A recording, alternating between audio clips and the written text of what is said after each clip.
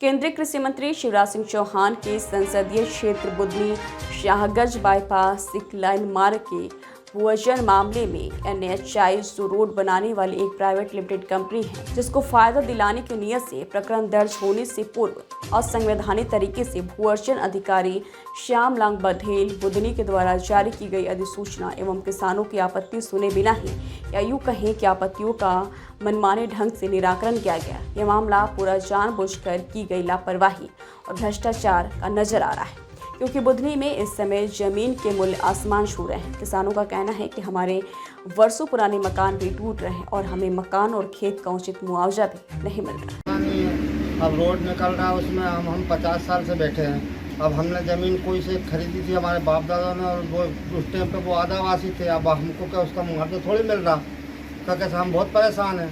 अब हमारा मकान टूट जाएगा तो हम देंगे कहाँ? और शिकायत करी आपने? शिकायत करी हमने तहसील में।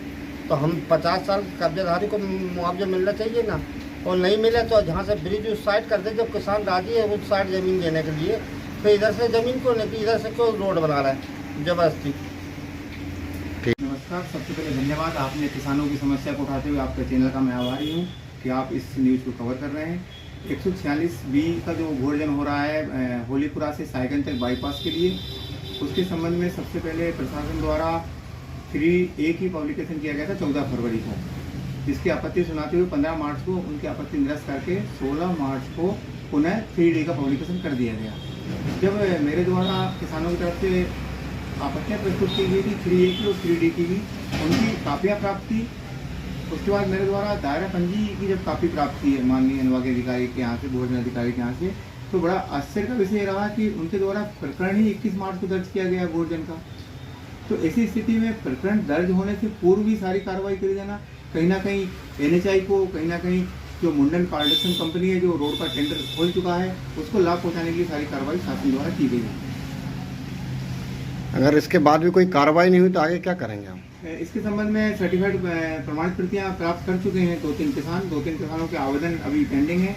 जैसे ही मिलती है हम लोग इसमें उच्च न्यायालय के संबंध में रिट प्रस्तुत करेंगे और सारी भूअर्जन कार्रवाई को निरस्त कराने के लिए, चाहे भले सुप्रीम कोर्ट जाना पड़े किसानों के लिए, मैं पर्सनल रूप से उसमें भाग लेके पूरे भूअर्जन कार्रवाई को निरस्त कराऊंगा। तो आपके हिसाब से जो भू अर्जन अधिकारी हैं SDM राधेश्याम बघेल, उनके द्वारा गलत कार्रवाई की गई है? हाँ, निश्चित तौर पे देखिए, जब हम दस्तावेजों का अवलोकन करते हैं, जो प्रमाणित प्रति मैंने आपको उपलब्ध कराई है, कोई भी चीज़ होती है सबसे पहले NHI द्वारा माननीय भूअर्जन अधिकारी को लेटर लिखा जाता है कि हमें इस क्षेत्र में भूमि अर्जित करनी है। तो भूअर्जन अधिकारी द्वारा एक प्रकरण दर्ज किया जाता है, उसके बाद 3A का पब्लिकेशन होता है, फिर 3D का पब्लिकेशन होता है। लेकिन यहाँ इसके विपरीत देखा जा रहा है कि सारी कार्रवाई होने के पश्चात प्रकरण दर्ज किया गया है। मैं आपको एक बात और बताना चाहता हूँ, इससे पूर्व जो वर्धमान कंपनी लगी हुई है बुधनी में, उसमें भी इसी तरह की कार्रवाई की गई थी। उसके संबंध में भी हमारे द्वारा परिवाद प्रस्तुत किया गया था और तत्कालीन अधिकारियों के खिलाफ न्यायालय में प्रकरण दर्ज हुआ था।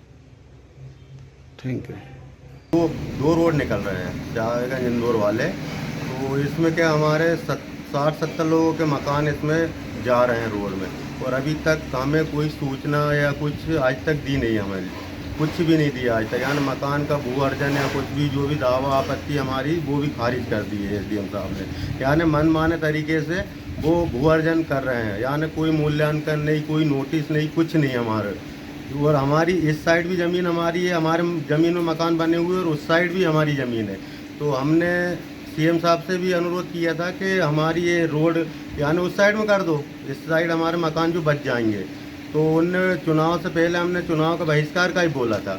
मैंने हमने 2 रोज़ बहिष्कार के लिए भी हम लोग बैठे थे। तो इसके बाद में सांसद महोदय द्वारा हमें बताया गया कि बोले ये रोड बोले कि वो अभी होल्ड कर दिया है, बोले इसको बाईपास करेंगे, ऐसा बता दिए। और इसके बाद में अब सुनने में आ रहा है इसको ब्रिज बना रहा है, तो ब्रिज से भी कोई वो नहीं है, यानी फिर भी मकान तो हमारे जा ही रहे हैं उसमें। वो कोई उचित मुआवजा भी ऐसा नहीं है कि कोई उचित मुआवजा मिल जाए हम लोगों को।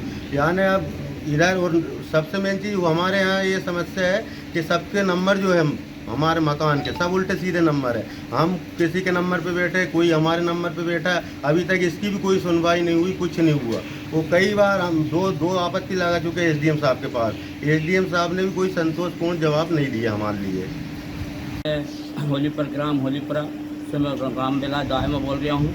इस रोड में रेहटी नसरुल्लागंज जो रोड है, इसमें हम लोगों के मकान जा रहे हैं। इसके बाद में मकान जाने के बाद में उस तरफ भी हमारी ज़मीनें हैं।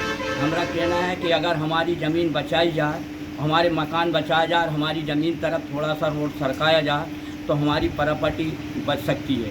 इसके बाद ये भी नहीं हुआ ना, हमारे एक सबसे मेन कारण हमारे यहाँ ये है कि हम बैठे कहीं हैं, नाम कहीं हैं, कब्जा कहीं है, इस तरह से हमारे पास प्रकरण हैं। हमने आपत्तियां भी लगाई है, इसकी अभी तक कोई सुनवाई नहीं हो रही है, क्योंकि जिस जगह पे हम 73 से मान लो कम से कम 150 साल से हम निवास कर रहे हैं, हमारे आजे पराजे वो ज़मीनों पे नंबर गड़बड़ हो रहे हैं। जिस जगह पे हम बैठे हुए हैं कम से कम 50 साल तो हमारे मकान बने हुए हो गए हैं, उनके अगर टूटता भी है तो उसका फ़ायदा हम लोगों को नहीं मिल पा रहा है, जबकि हम इस जगह पे निवास कर रहे हैं और 50 साल से कर रहे हैं और मुकदमा दर्ज भी किया तो उसकी भी अभी तक कोई सुनवाई नहीं हुई हमारी। तो हमारा श्रीमान जी कहना है कि अगर हमारा सही मूल्यांकन कीमत, अगर रोड वैसे तो बाईपास हटाया जाए, वो नहीं हटाया जाए, हम जहाँ अथावत बैठे हमारा मुआवजा उचित कीमत से दिया जाए और मकान का जो उचित मूल कीमत है बाज़ार के मार्केट से वो कीमत दी जाए। इसके बाद में हमारे अभी इसी चीज़ के विषय में कुछ सुनवाई नहीं हो रही। हमने आपत्तियाँ भी लगाई है तो SDM साहब कार्य कर देते हैं, जानकारी भी ली तो भाई आपके यहाँ होल्ड लगा दिया, अभी कोई कुछ नहीं हो रहा है और आपके यहाँ ब्रिज करवा देंगे या सब हो जाएंगे। तो अभी हमने को ये कोई खास सूचना नहीं आई है। तहसील में जानकारी ली है तो तहसील वाले बताते, अभी हमारे लिए ब्रिज के विषय में तो कुछ बताया नहीं है। और तैयारियाँ ये चल रही है कि आपको पैसे डाले जाएँ, तो पैसे हमारे कैसे डाले जाएँ? जब तक हमारी चीज़ का सही संशोधन ना हो, जब तक पैसा अथावत रोका जाए, इसके विषय में जब तक क्लियर नहीं हो हम लोगों से, जब तक SDM साहब पूछे ना, जब तक कोई किसी भी व्यक्ति के पैसे ना डाले, क्योंकि यहाँ बहुत बड़ा लफड़ा है, गड़बड़ी है। क्योंकि पैसा कोई के डर रहे हैं, रे कोई रहा है बेचारा, वो गरीब तो वैसे ही बेघर हो जाएगा। इसलिए हमारा अनुरोध है कि ये पैसे अथावत रोके जाए, सही निराकरण होके, सही बिल्कुल मौके की जांच करके मौके पे कब्जे के आधार पे पैसे दिए जाए। बस जब हम ये चीज़